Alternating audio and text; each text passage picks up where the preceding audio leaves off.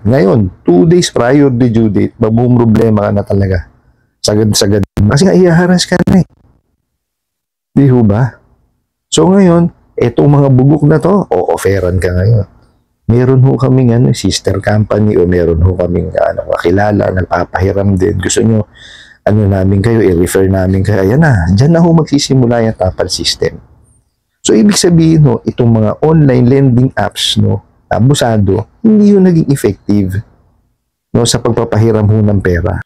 May nagtanong sa akin, "Good evening, Boss Ray. Isa po ako sa nabaon dahil sa Tapal system. Hanggang sa umabot na po na pati mister ko nakautang na rin sa online apps. Stroke patient na po mister ko. Wala po kaya maging problema. Bukod din na nga po kami nakabayad. Salamat po." Alright, maraming salamat po dito sa inyong katanungan na pinadala po sa akin. Pero bago ho natin ito sagutin, imbitahan ko muna sana kayo. Pakisuportahan po sana yung aking mga social media accounts sa YouTube, Facebook, and TikTok. Okay. Ito hong sasagot ko is real talk lang.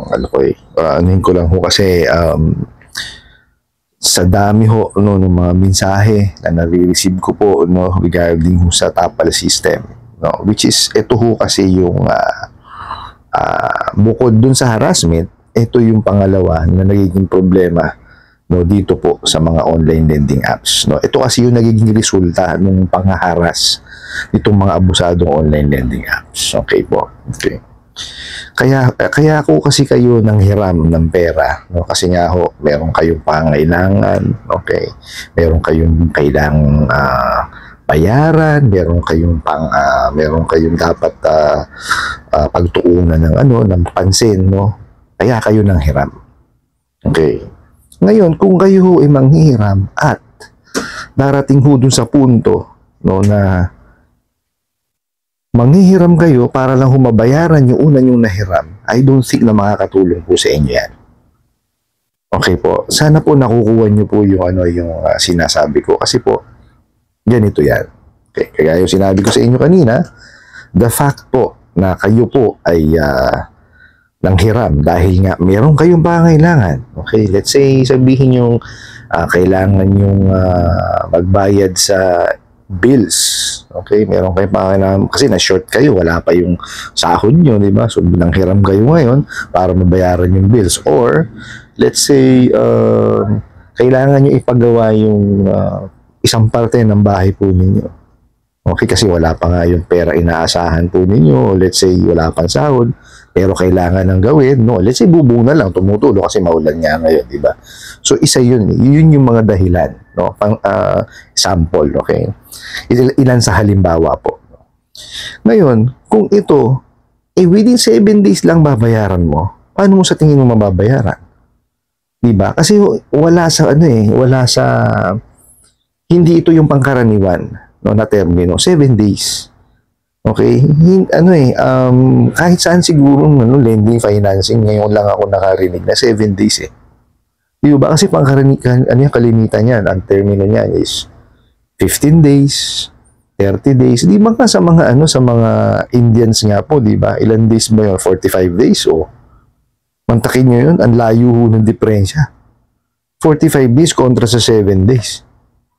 Di ba? So paano ka ngayon masasabing nakakatulong ka sa ibang tao kung 7 araw mo lang siyang uhulugan? At ang masakit dyan, hindi pa ini-explain. Di po ba? Kasi dapat yan ini-explain nila. Kaya nga meron tayong batas na the Truth in Lending Act. So, itong the Truth in Lending Act na to is kailangan po sinasabi hiram kung ano yung kanyang obligasyon. Transparent po dapat. Wala hong ganun eh. Di ba? Tapos ngayon, syempre, hindi nyo alam, bigla na lang lumabas na o 7 araw lang. So ngayon, ikaw mo problema ka. Instead na dapat na solusyonan na yung pangailangan para mabayaran or yung matustusan yung pangailangan mo. Mamumroblema ka na naman ngayon. Kasi 7 araw lang eh. Diba? Pagka ngayon dumating yung ika-7 araw or bago pa nga 2 days prior the due date eh. Diba? Iharas ka na. So lalo na ngayon yan. Pagka-release pa lang ng pera mo dun sa utang at sa unang utang mo, namumroblema ka na ng pambayad. Ngayon, 2 days prior the due date, mamumroblema ka na talaga. Sagad-sagad. Kasi nga iyaharas ka na eh. Di ho ba? So ngayon, etong mga bugok na to, o-offeran ka ngayon. Meron ho kaming sister company o meron ho kaming kakilala, nagpapahiram din. Gusto nyo, namin kayo, i-refer namin kayo. Ayan na, dyan na ho magsisimula yung Tapal system. So, ibig sabihin ho, itong mga online lending apps, abusado, hindi yun naging effective sa pagpapahiram ho ng pera. Kasi pagka ikaw, pinahiram ka ng pera, dapat yun nakatulong sa'yo. Diba? Hindi nakatulong ho eh. Nabaon ka lang eh. Di ba? Antakin nyo yun. Sa unang hiniraman nyo po, pinahiram kayo 2,000. Okay, syempre tutubo yan. Okay. Para mabayaran mo siya in 7 days, kasi nga, alanganin yung termino eh. Hindi pangkaraniwan, di ba? So, manghihiram ka na naman sa iba. So, instead na isa lang ang problema mo, magiging 2, 3 yan. Kasi para mapayaran mo yung isa, kailangan mo at least 2 or 3, o baka nga 4 or 5 iolas pa eh.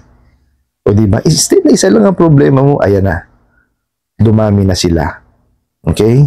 Balikan ho natin itong inyong katanungan na sabi nyo nga po, pati yung mister nyo, nakahiram na rin. Okay? At unfortunately nga po, sabi nyo, stroke patient po yung inyong mister. Okay? Ako ho, haka-hack ko lang ho ito ha. Hindi ho ako sure kasi kung anong klaseng stroke. Baka mamaya ako kasi na-stroke na, kumbaga, naka-recover na. Okay?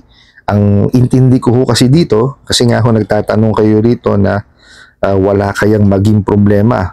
Okay, bukod din na nga po nakakabayad. Okay, so baka natatakot po kayo doon sa mister po ninyo. Ba't po kayo matatakot? Sila ho ang gumawa niyan. Bakit ko sinabing sila ho ang may gumawa niya at may kasalanan? Ganito ho yan eh.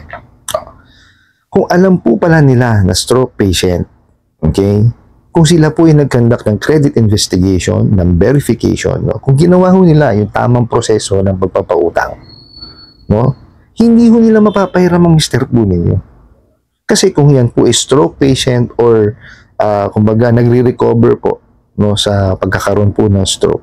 So meaning po, wala po pa siyang kakayanan sa ngayon na makapaghanap buhay.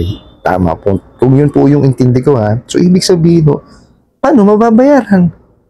Di po ba? So sila ho ang may kasalanan yan. Di ho ba? Kahit ho dumating yan sa husgado, okay, hindi ho nila mapapatunayan na mayroong pagkukulang yung asawa po ninyo. Okay? Kasi malalaan naman po yan doon sa sa medical abstract eh. O, pag nakita po sa medical abstract na prior doon sa hiniraman, yung date ng pagkakahiram, may na-stroke na po yung asawa po ninyo at nagre-recover pa lang, ba't nila pa uutangin? Di ho ba? Siyempre ho, lahat naman ng tao nagbabaka sakali. Di ho ba? Na-approvean eh. Sila may diferensya niyan. Di po ba? Pero hindi ko binibigay lahat ang sisi sa mga online lending apps kasi dapat sa inyo, dapat alam nyo rin po yung kakayanan nyo kung kaya nyo bayaran yung inyong nahiram. Kaya nga lang po, iba ho kasi ang sistema ng online lending apps. Kaya yung topic natin ngayon, hindi ho sa inyo nakatuon. Nakatuon ho ito dun sa Tapal system na maling ginagawa nila at saka po yung proseso nila. Okay? Pero po, ito sasabihin ko po sa inyo sa lahat po na nanonood, kung kayo po yung manghihiram, evaluate nyo po muna yung inyong sarili. Ano ba yung kakayanin ko na hiramin? Okay? Ano ba yung amortization na kaya kong bayaran? Base sa existing or sa kasalukuyang kinikita ko. Ganun ho ang pag-evaluate. Kasi baka mamaya mapunta ho kayo doon sa mga legitimate na online lending apps. Di po ba? O di kaya sa mga legitimate na lending, financing at bangko. Hindi ho talaga kayo ma-approve.